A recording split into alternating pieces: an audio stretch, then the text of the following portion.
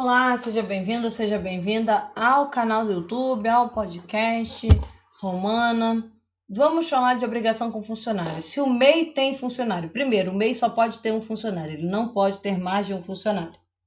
Se ele tiver mais de um funcionário, ele está desenquadrado do MEI, ele vai ter que virar simples nacional, ou lucro presumido, ou lucro real, mas ele não poderá ser MEI. Ele só pode ter um funcionário. Então, isso é importante esclarecer para não ter problema de desenquadramento do MEI. Quais são as obrigações? Então, se eu tenho um funcionário, quais são as obrigações que eu tenho? Eu vou recolher INSS de 11% sobre o salário mínimo. Então, qual é o salário mínimo do ano? Vou calcular 11%. 3% quem vai pagar é o empregador, 8% quem vai pagar é o empregado. Então, se o salário mínimo, por exemplo, em 2020, né? 2020 o salário mínimo era R$ 1.045, vai ser pago aí 11%, R$ 114,95 de INSS, para quem tem empregado. Esse INSS não se confunde com a guia do MEI, tá? Então, vai pagar R$ 114,95.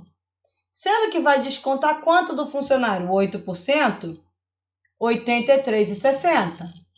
Então, do salário do funcionário, vai descontar R$ 83,60, porque é 8% do salário mínimo, que em 2020 é R$ 1.045.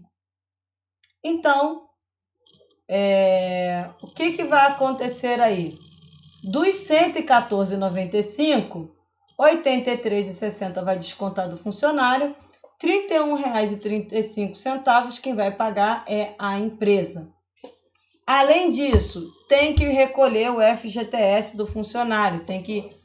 Você vai descontar o FGTS do funcionário? Não.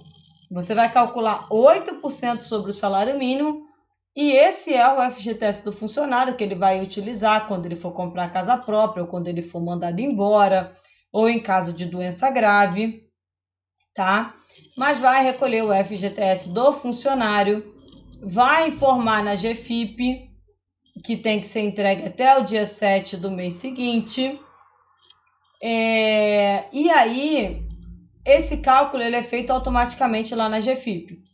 E qual é o endereço, né? Onde você vai gerar essa GFIP, esse documento para informar o FGTS todo mês do funcionário? www.iddadog.receita.fazenda.gov.br. Além disso, o que mais o funcionário tem direito? Ele tem direito a vale transporte, férias, 13º. Então, as férias você não pode deixar acumular 2 férias. Você tem que pagar o vale transporte do funcionário. Se ele for sindicalizado, você tem que olhar se tem que pagar o auxílio alimentação. Então, é necessário fazer essas contas antes de contratar um funcionário. Não é só o salário mínimo. Você tem outras despesas aí relacionadas a esse funcionário. Mas essas são as principais obrigações em relação ao funcionário: INSS e FGTS. Não se esqueça de fazer a GFIP. Se você está com alguma dúvida, se você está inseguro, entre em contato com o contador, peça auxílio, pergunte, avise que você é MEI, veja quanto ele pode te cobrar aí, já que você é microempreendedor individual. Tá? Mas fique atento com as obrigações do funcionário, não perca os prazos, não tome multa desnecessariamente. No mais, muito obrigada aí pela atenção de vocês e até breve.